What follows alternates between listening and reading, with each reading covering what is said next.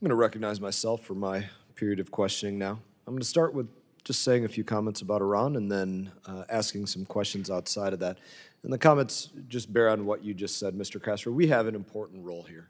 Yesterday, we had several hours of debate about war powers, a war powers resolution, about whether Iran is the largest state sponsor of terror. We all votes on those things today. And given that we do have a very important job to do, 435 in the House of Representatives.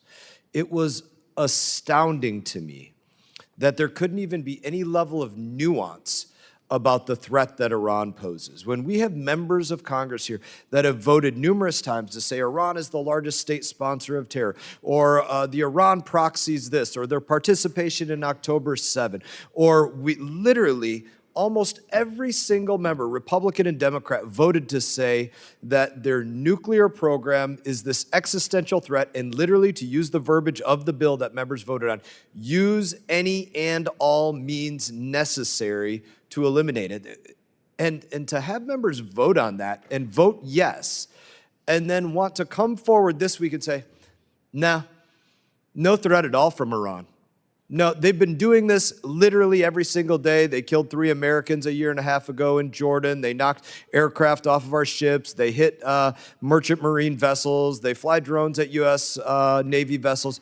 Nah, there's no threat from Iran whatsoever. No, in fact, if they've been doing it every day for however many years, then it can't be imminent. I mean, that's the stupidity of some of the things that are being said here. If it's being done every day, that doesn't meet the definition of imminent. That is moronic.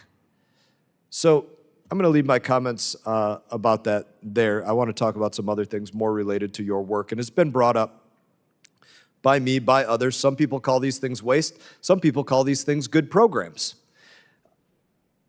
Transgender operas. Somebody just said, it doesn't exist. I submitted for the record the paperwork showing, yeah, this does exist, and here's the receipt for it. And we have hundreds of these things just like this. The dollar amount, it's important. You know, some of these, they are, they're large dollar amounts. They're years' wages for many Americans. Are they huge in the dollar amount of what the United States of America spends? No. But the volume of crazy, I don't know a better word to use, crazy programs. The volume of crazy programs is astronomical. When you look at how many transgender operas, musicals, plays, job fairs they were doing, how many drag shows they were doing, how, not one comic book, multiple issues of comic books. And we can get into these, DEI flash mob in Kyrgyzstan, diversity roadshow in India, diversity and inclusion in Luxembourg, in Spain, in New Zealand, in Canada, in Malaysia, teaching trans and intersex leaders in India. The volume of these things, and some of them are very large numbers, from hundreds of thousands to millions of dollars. Some of them are $10,000 and $20,000. It is amazing. But I want to ask you a few questions on these. And maybe you can ask also as well, can you provide us some information on some of these things, whether here, whether in the future? So here was one. I don't even understand what this means. Study the relationship between collective movement, meaning walking, boxing, dancing, and systemic conditions of anti-trans violence. Is there a receipt for that?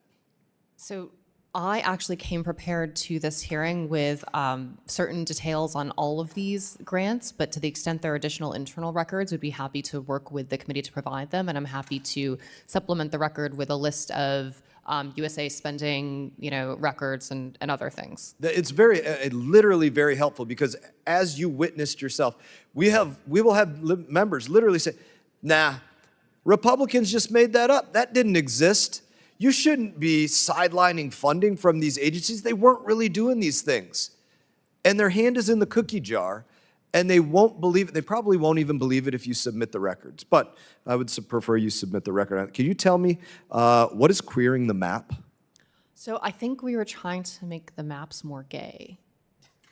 Literally? How do you make a map more gay? I mean, especially or with gay AI, at all? Since the age of cartography, we've had pretty good maps, but maybe they weren't gay enough.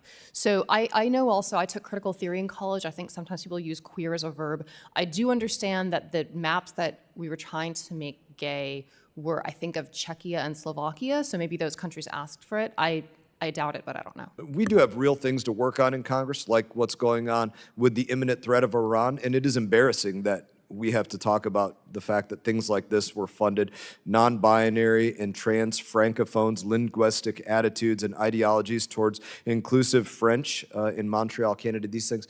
I'm going to give you a list. My time has expired. I'm going to give you a list of these, and any of these that you can provide me the receipt for, the Facebook link to where they wanted to take photos of how they were doing a DEIA flash mob in Kyrgyzstan, whatever documentation they have of all of these things, we would love to see that and would absolutely love to know the individuals specifically that were busy writing these grants, because they have no business receiving another paycheck from the people of the United States of America.